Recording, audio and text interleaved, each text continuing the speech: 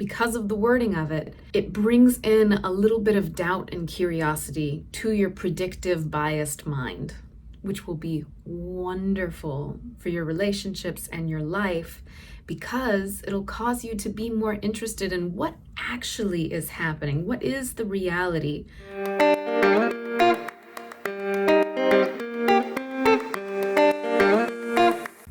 Hello, you gorgeous and sexy human. Welcome to Practice Intimacy. This is the place to be to learn all about love, sex, and how to have the best relationships you possibly can. My name is Jamie Lynn. I'm a marriage and family therapist, and we're going to talk about 6 magic words that are so important to know if you want to be in a relationship that flows smoothly, where you can fight smartly, because you will fight. It's going to happen. If you're in relationship with another person, there will be conflict because you're different people operating from different internal maps about how to engage with the world. And so fights will happen. And the best you can do is get really good at fighting in a way that optimizes the potential for coming back together and having more repair. So what we're going to learn today is 6 magical words that can bring you closer towards those repair moments by allowing your brain to kind of doubt the stories that you tell yourself. So let's get started.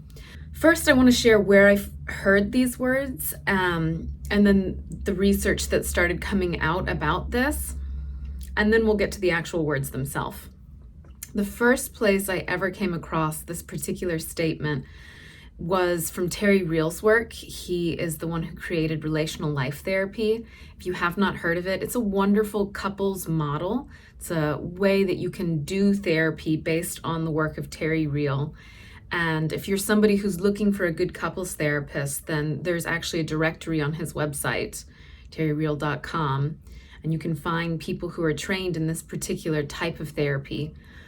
And it's an awesome one. So if you're able to work with somebody who's trained in this, usually they're pretty good. They've got good training. That's a whole sidebar if you're in the market for a couples therapist. But the first place that I ever heard these words was from Terry Real. And then after that, I actually heard them again on Brene Brown's Netflix special. She was talking about some research she did into working with couples who'd been together for a long time and felt happy in their marriage. And out of qualitative research where they're interviewing someone and pulling words out from whatever was said in the interview, they found that the couples who had the most success when it comes to like feeling fulfilled, satisfied, happy in their relationships, they were saying these words to themselves in their mind or out loud to their partner as part of the repair process anytime they were upset. And so these are powerful, powerful words to imprint in your mind and use in your life. And without further ado, tiny drum roll, brrr, they are: the story I'm telling myself is. And that might seem super simple, but this is a huge internal shift from what so many people actually do, which is they tell themselves a story and it's the truth. As far as their brain is concerned, the story that's going on in their mind, whatever the story is, it could be about their partner, it could be about the relationship, feels like honest to goodness truth, rather than the reality that it's just a story you're telling yourself most of the time. Sometimes the stories we tell ourselves are true. A lot of the time they actually aren't. And so let me give you some examples.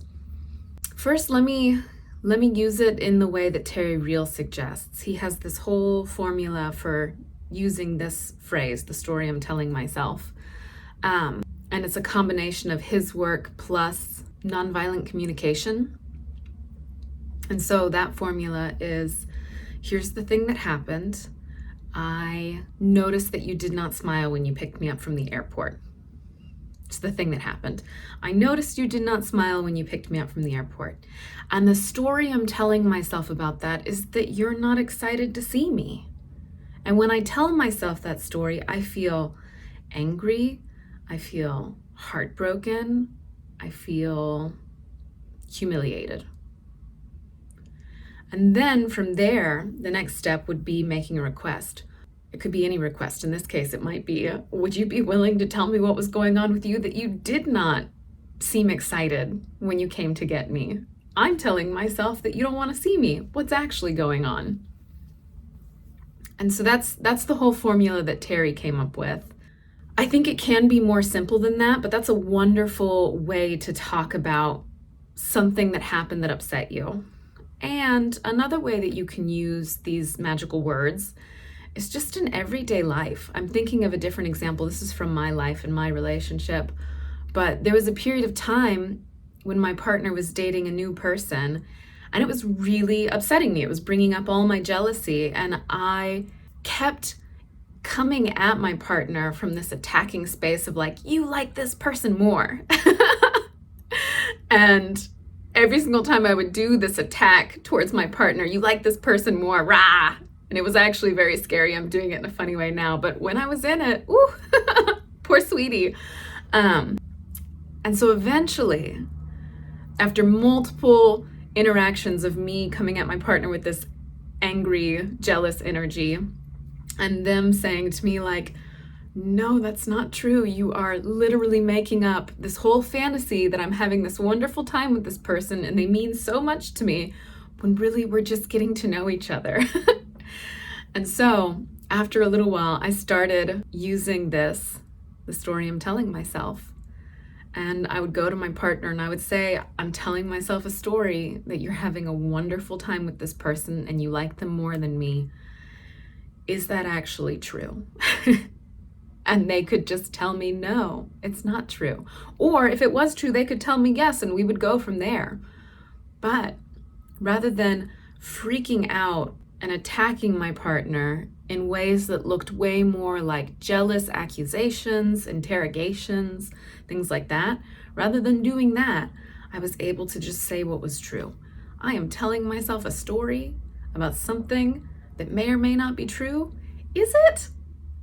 And then let's go from there. And so think about in your own life, where could you use this I'm telling myself a story?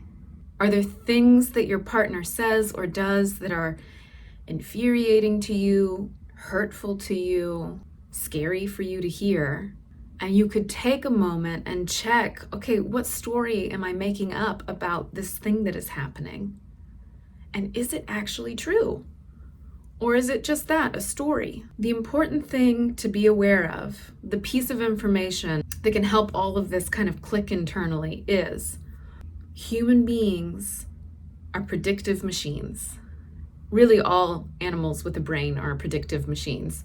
The point of our brain is to predict what might be happening in our environment in order to keep us safe. And so, some of what goes on is I look out into the world, I view things that my partner does, I filter it through my own perception of safety and threat, and based on whatever I experience, I'm going to make a prediction about what might be happening inside of them that would explain why I feel so bad.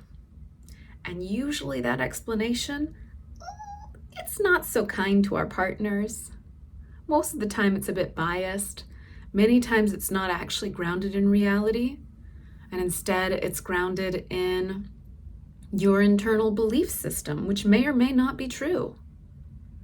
And so having this wonderful magical statement that actually, because of the wording of it, it brings in a little bit of doubt and curiosity to your predictive biased mind, which will be wonderful for your relationships and your life, because it'll cause you to be more interested in what actually is happening. What is the reality, rather than my perceived reality, which is biased and not always correct. Simply because I live in a body and a brain that predicts based on everything I've experienced, all of my belief systems about the world, and it is limited to my perspective. And so these magic words, the story I'm telling myself, breaks that internal biases.